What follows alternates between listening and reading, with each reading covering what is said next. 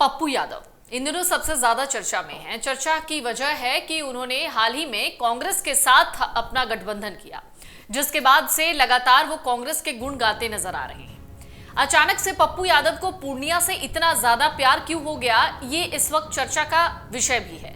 तो चलिए आज हम आपको बताते हैं कि पप्पू यादव ने जो ठान ली है चुनाव लड़ने की पूर्णिया से, इससे किसको नुकसान और वो किसको फायदा पहुंचाने वाले हैं। तो पप्पू यादव ने अपनी तरफ से तो पूरा बंदोबस्त कर लिया है, लेकिन ऐन वक्त पर लालू यादव ने पेच फंसाया और कांग्रेस तो बस मुंह देखती रह गई। लालू यादव की पार्टी आरजेडी और कांग्रेस के बीच तकरार कई सीटों को लेकर चली, लेकिन पूर्णिया में तो बेगूसराय से भी बड़ा खेला हो गया। जैसे बेगूसराय सीट कांग्रेस कन्हैया कुमार के लिए चाहती थी, वैसे ही पूर्णिया लोकसभा सीट पप्पू यादव के लिए चाहती थी, लेकिन लालू यादव ने दोनों मामलों में वीटो लगा दिया। Purnia Lok Sabha seat India block का उम्मीदवार बनने के मकसद से ही पप्पू यादव ने अपनी जन अधिकार पार्टी के कांग्रेस में विलय का फैसला किया और विलय भी कर दिया। हालांकि अब पप्पू यादव की तरफ से कहा जा रहा है कि विलय की सिर्फ घोषणा हुई है, पेपर वर्क नहीं हुआ है। मतलब जो टेक्निकल चीजें हैं, टेक्निकल दृष्टिकोण से अगर हम इसे देखें तो पप्पू यादव कांग्रेस के सदस्य नहीं है और वो जो कुछ भी करना चाहें उसमें कांग्रेस का मूक समर्थन भले हो, लेकिन किसी तरह की अनुशासनात्मक कार्रवाई का स्कोप नहीं है। तो कांग्रेस और पप्पू यादव के मेल जोल के प्रदर्शन पर लालू परिवार नजर रखे हुए था। तभी जेडीयू से आई बीमा भारती को आरजेडी का उम्मीदवार घोषित किया गया।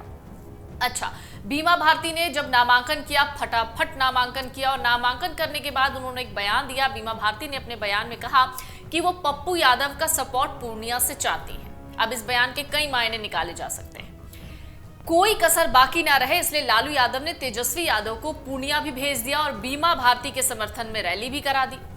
पप्पू यादव ने तो बीमा भारती को आरजेडी का उम्मीदवार घोषित करने के बाद ही पत्रकारों से बातचीत में कह दिया था कि पूरी दुनिया एक तरफ हो जाएगी और पप्पू यादव एक तरफ हो जाएंगे।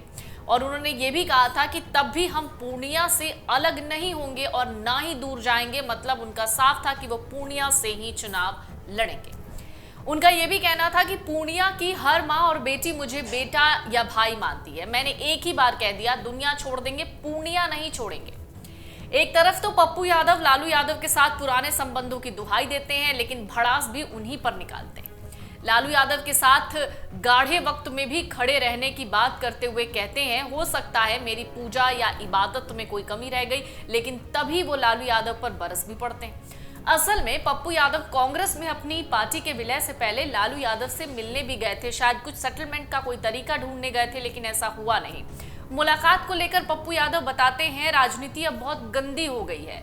जब मैं लालू प्रसाद से मिला था तो उन्होंने मुझसे कहा था कि मैं अपनी पार्टी जन अधिकार का विलय आरजेडी में कर लूं और आरजेडी के सिंबल पर मधेपुरा से चुनाव लड़ूं। और फिर अपना पुराना अंदाज दिखाते हुए कहने लगते हैं, पप्पू यादव टिकट के लिए किसी पार्टी का मोहताज नहीं है। मैं पिछले 12-13 दिनों से बेहद परेशान हूं, जिंदगी में इतना दुख, इतनी तकलीफ कभी नहीं देखी। मैंने अपनी पार्टी का विलय आरजेडी में करने से इनकार कर दी। तो क्या पप्पू यादव का हालिया दुख उससे भी बड़ा है, जब वो कोविड के दौरान लोगों की मदद को लेकर वाहवाही लूट रहे थे और उनको जेल भेजा गया, या फिर जब सजा होने पर कई साल उनको जेल में गुजारने पड़े? तो पप्पू यादव का और पूर्णिया का एक पुराना नाता है जो आपको समझना होगा। पप्पू यादव की अभी जो हालत है, उनकी पहली बार चुनाव लड़ने के वक्त भी कुछ ऐसा ही था। 1990 की बात करते हैं, जब पप्पू यादव जनता दल से चुनाव लड़ना चाहते थे, लेकिन जब टिकट नहीं मिला तो वो बिहार की सिंहेश्वर विधानसभा सीट से चुनाव लड़ने निकले और निर्दलीय विधायक बने। साल भर बाद ही 1991 में पूर्णिया से ही निर्दलीय चुनाव लड़कर लोकसभा पहुंच गए। 1996 में कहने को तो पप्पू यादव समाजवादी पार्टी के टिकट पर चुनाव मैदान में उतरे थे, लेकिन बिहार में तो वो निर्दलीय चुनाव लड़ने जैसा ही था। और 1999 में फिर से पप्पू यादव निर्दलीय लोकसभा सांसद बन गए। 2014 में पप्पू यादव पूर्णिया छोड़ गए और चले गए मधेपुरा। यहां से उन्होंने पूर्णिया से सीधे मधेपुरा में ट्रांसफर ले लिया। मधेपुरा से जेडीयू के बड़े नेता रहे शरद यादव को उन्होंने मात दे दी। पप्पू यादव चुनाव जीत गए, लेकिन पूर्णिया के लोगों की नाराजगी भी मोल लेनी पड़ी, क्योंकि पहले तो पूर्णिया ने ही उन्हें सांसद बनाया और उन्होंने अचानक से पूर्णिया छोड़ दिया और फिर वो मधेपुरा चले गए चुनाव लड़ने के लिए। हालांकि जीत वहां भी गए, लेकिन ये हालत हो गई कि लालू यादव का साथ तो छूटा ही, पूर्णिया के लोगों की नाराजगी भी हो गई। लोकसभा चुनाव तो पप्पू यादव 2019 में भी मधेपुरा से ही लड़े, लेकिन हार गए। असल में 2015 में पप्पू यादव ने लालू यादव का साथ छूटने के बाद जन अधिकार पार्टी बनाई थी और उसी के टिकट पर चुनाव लड़े। खास बात थी कि हारने को तो 2019 में मधेपुरा से शरद यादव भी हारे, लेकिन पप्पू यादव को तीसरे स्थान पर भेजा। पूर्णिया के लोगों की नाराजगी दूर करने और फिर से कनेक्ट होने के लिए पप्पू यादव ने इसी साल जनवरी में प्रणाम पूर्णिया अभियान चलाया और इलाके के लोगों के बीच पहुंचे। पूर्णिया को नंबर 1 लोकसभा बनाने का संकल्प ले लिया और अभी तो पप्पू यादव को इसी का आसरा है, जिसके बल पर वो अकेले दम पर चुनाव मैदान में उतरने की हुंकार भर रहे हैं और कह भी रहे हैं कि वो जीतेंगे ही जीतेंगे। प्रणाम पूर्णिया, सलाम पूर्णिया, जोहार पूर्णिया के नारे के साथ सोशल साइट एक्स पर पप्पू यादव ने लिखा, साथियों अगले 24 दिन 24 घंटे जुट जाएं मैदान में पूर्णिया के सम्मान में। पप्पू यादव की ये जिद क्या गुल खिलाने वाली है, सवाल ये है। यानी पप्पू यादव की जिद से क्या पप्पू यादव को फायदा होगा या किसी और को फायदा होगा, तो नुकसान किसको होगा? दरअसल कोई शक नहीं कि पप्पू यादव कई बार अपने दम पर चुनाव मैदान में उतरे और जीते भी हैं, लेकिन मौजूदा स्थिति जो है वो अलग है और वो शायद इसमें मिसफिट हो गए हैं। सबसे बड़ी दिक्कत है कि जब बिहार में काफी दिनों से मंडल बनाम कमंडल को मुद्दा बनाने की कोशिश हो रही है, सब कुछ होते हुए भी पप्पू यादव अकेले पड़ गए। उनको पिछड़े वर्ग के यादवों का नाता या फिर पिछले वर्ग के यादवों का नेता होने का कोई फायदा मिलता नजर नहीं आ रहा है।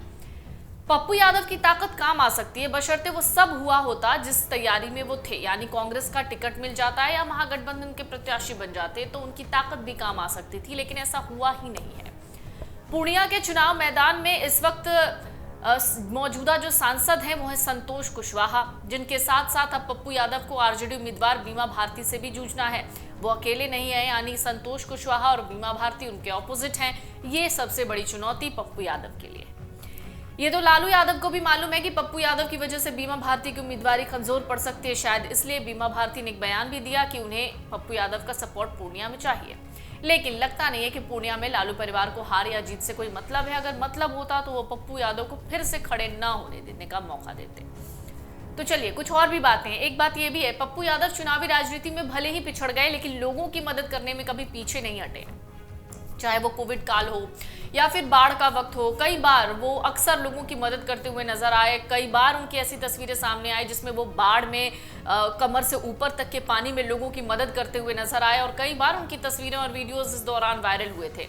पप्पू यादव मदद के लिए सबसे आगे खड़े रहते हैं। क्या पूर्णिया के लोग अपने जमाने के बाहुबली नेता के बदले रूप को देख पाएंगे या फिर उस रूप को एक्सेप्ट कर पाएंगे और उस रूप को एक्सेप्ट करते हुए जिताने की कोशिश करेंगे? ये एक बड़ा सवाल है। लेकिन फिलहाल जो स्थितियां दिख रही हैं उसमें पप्पू यादव का पूर्णिया में निर्दलीय खड़े होकर चुनाव लड़ना और जीतने की बात कहना, वाकई ये पप्पू यादव के लिए तो भले ही कॉन्फिडेंट की बात होगी, लेकिन ये शायद मिसफिट जैसा लगता है। अगर आप ये वीडियो YouTube पर देख रहे हैं तो हमारे चैनल को सब्सक्राइब करें और बेल आइकन को दबाना ना भूलें। अगर आप Facebook पर ये वीडियो देख रहे हैं तो हमारे पेज को लाइक करें।